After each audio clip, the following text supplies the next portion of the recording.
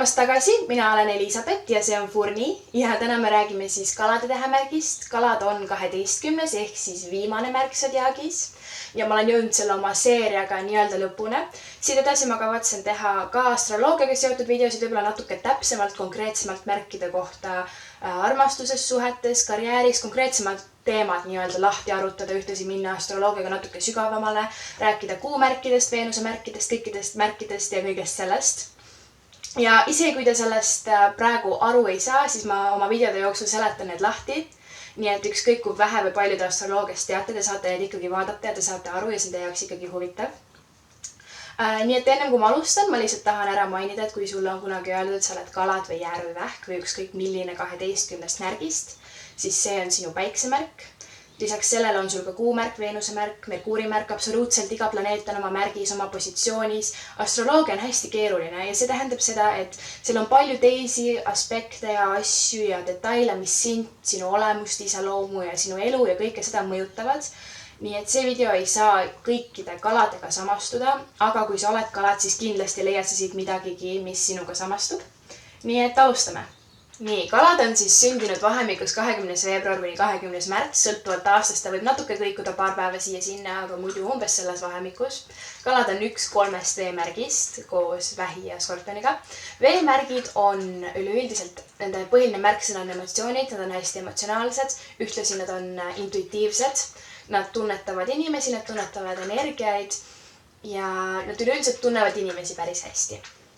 Ja kalade puhul ongi see, et neil on hästi hea kooslus emotsionaalsusest ja loogikast. Ühest küljest nad on hästi emotsionaalsed, nad lasevad oma emotsioonidel ennast mõjutada, nad on nii-öelda emotsionaalselt intelligentsed, ehk siis nad tunnevad inimesi, nagu ma ütlesin, nad tunnevad inimeste emotsioone, nad saavad inimestest aru kõike seda, aga samas on neil väga hea loogika, nad on tihti hästi intelligentsed, hästi loomingulised ja väga head ka praktiliste asjadega, sest veemärgid muidu ei ole väga head praktikaga, aga kalad isegi mingil määral on veemärkidest kindlasti kõige rohkem. Ja tegelikult on kalad kõige mitmekülgsem tähemärk, sest nad on 12 märgist viimased, ehk siis kaladel on mingi omadus igast eelnevast 11 märgist, mis teeb kaladest hästi mitmekülgsed ja mis teeb ka kaladest tihti hästi erinevad inimesed. 2 kala võivad olla täiesti erinevad. Nii et mingid põhiomadused on kõikidel kaladel ikkagi samad, aga see iseloom seal põhiomaduste peal võib olla natuke erinev. Osad kalad on hästi introvertsed, hästi omaette olijad, osad kalad on hästi ekstrovertsed, hästi suured seltskonna inimesed, hästi suured pidutsejad ja kõike seda. Nii et räägime võib-olla kõigepealt lahti selle põhilise asja, kuidas kalad tegelevad oma emotsioonidega, sest emotsioonid on ikkagi nende märksõna. Kõik veemärgid ja üldse üleüldiselt kõik inimesed tegelevad emotsioonidega erinevalt. Kuidas nad töötlevad emotsioone, kuidas nad neid välja näitavad, kõike seda. Kalad ei ole eriti suured emotsiooni väljanäitajad. Nad on hästi loomingulised ja kreatiivsed. Nad võivad tihti tegeleda kas muusika või kirjutamisega. Muusika on just hästi suur märksõna kaladel. Kui nad ise muusikaga ei tegele, siis nad kuulavad muusikat ja on tihti väga omapärane ja huvitav muusikamaitse. Igal juhul sellega ma tahan öelda seda, et kalad võivad oma emotsioone tihti väljendada läbi loomingu. Ükskõik mis loominguga nad tegelevad, nad tihti hästi head kunstnikud. Ja kalade puhul ongi imelik see, et ühest küljest nad võivad teha väga siukseid boheemlaslikke, nad võivad pidada boheemlaslikke ameteid ja siukseid hipilikke asju ja teenida raha nagu huvitavatel viisidel. Aga teisest küljest nad võivad olla ka väga head poliitikud, ma ei tea, töötada pangas, teha mingid väga siukseid praktilisi ja asjalikke töid. Igal juhul, ma ei hakka siin rääkima ja ma kaotasin oma selle põhipointi ära. Mida ma tegelikult tahtsin öelda on see, et nad võivad oma emotsioone näidata välja loominguga. Üks väga kaladele omane asi on see, et nad hakkavad tegelema nii-öelda self-destructioniga ehk siis tähelepanu kõrvale juhtimisega. Nad ei taha emotsioonidega tegeleda, nii et nad võtavad ette hästi palju asju, millega tegeleda, et nad ei peaks keskenduma oma emotsioonidele. Nad võivad igavusest hakata tegema igast huvitavaid asju. Mul on üks tuttav kalad, kes igavusest hakkas pähe õppima kõikide maailma riikide pealinnu ja geograafilisi asukohti ja kõike seda.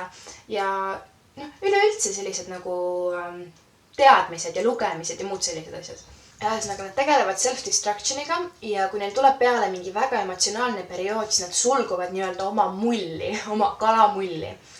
Ja nad võivad hakata enda tähelepanu kõrvale juhtima tihti asjadega, mis tegelikult ei ole eriti head. Näiteks alkohol, narkootikumid, igast sellised nii-öelda illusioonid, nad tekitavad endale ellu hästi palju illusioone, kui nad ei taha tegeleda päris reaalsusega, siis nad tekitavad endale oma reaalsuse. Ja nad võivad tihti sellega minna nagu hästi-hästi kaugele ja nad võivad kinni jääda sellistesse väga toksilistesse mustritesse, kus nad hakkavad abi otsima kogu aeg valedest asjadest ja nad ei saa sellest nii-öelda nõiaringist enam välja. Üks asi, millega kalad veel võivad enda tähelepanu kõrval juhtida, on suhted. Nad võivad eriti nooruses minna hästi palju suhtest suhtesse. Nad võivad olla hästi suured nii-öelda playerid või playboyd või ma ei tea, kuidas seda naiste kohta öelda. See ei käi ainult meeste kohta, lihtsalt ma ei tea naiste kohta mingit paremat sõna praegu. Nad võivad hästi palju teha seda suhtest suhtesse minekut. Absoluutselt kõige suuremad playboyd ja petjad ja kõik sellist, keda ma oma elus olen kohanud, on olnud kalad. Ja nende puhul on see, et nad on hästi sügavmõttelised, nad jätavad endast niisuguse hästi sümpaatse mulje, nad võivad tihti olla hästi romantilised, nii nad tõmbavad tegelikult inimesi endale ligi just sellega, et nad jätavad endast hästi lojaalse ja hästi nagu tõsiseltvõetava mulje, kuigi tegelikult nad on ikkagi hästi nagu saamatud suhetega. See ei pruugi olla neil kogu elu selline, aga kõikidel kaladel on elus selliseid perioode, kus nad kas vaatavad mitut inimest korraga või käivad mitme inimesega korraga, on suhtes mitme inimesega korraga, petavad, teevad selliseid asju. Ja tihti on kalade jaoks nii-öelda illusioonid ja visioonid ja kuidas asi välja näeb palju olulisem kui tegelikkus, ehk siis selle alla käib nende emotsioonide peitmine ja selle alla käib ka nende elu näeb väljaspoolt tihti hästi hea välja. Ja see käib ka nende pereelu kohta. Ma tean kalasid, kellel on pered, kellel on naised, kellel on lapsed, mis näeb väljast hästi hea välja, aga seespool on ikka suur segadus ja nad tegelikult võivad oma naist petta, nad võivad käia mitme naisega korraga ja selliseid olukordi tuleb kaladel hästi palju ette. Minu arust kõikidel kaladel on niisugune suhteliselt sarnane muster. See ei ole see, et nad päeva pealt hakkasid lihtsalt niisama mitut inimest korraga taga ajama ja suhtest suhtesse minema. Neil on pigem see, et neil kõigil on selline muster, et nende esimene armastus läks metsa ja nad nagu pettusid inimestes ja sellest ajast peale nagu lohutavad ennast sellega, et nad lähevad ühe inimese juurest teise juurde. Ja tihti kaladel on ka väga tõsiseid, pikaajalisi ja sügavaid suhteid. See ei ole see, et nad ei ole üldse tõsiselt võetavad. Kui kalad tegelikult on püsisuhtes ja nad on sulle tegelikult truud, siis on see kõige parem suhe üldse, sest kalad suudavad inimesi väga eriliseks teha ja see suhe võib olla nagu hästi sügavmõtteline. Teil võib olla hästi sügav side oma vahel. Ma ei ütle, et see on alati täielik jama ja petmine. Ma ütlen, et see tihti nagu, et sa pead olema hästi õige inimene, teil peab olema hästi konkreetne suhe ja kaladel ongi kaks varianti. Neil on kas väga-väga pinnapealsed suhted või neil on väga-väga sügavad suhted. Ja tihti ongi see, et kui neil üks sügav suhe läbi saab, siis lähevad jälle nende pinnapealsete pealt, nad hakkavad ennast lohutama. See ongi nagu see self-destruction on nende puhul niivõrd suur märksõna.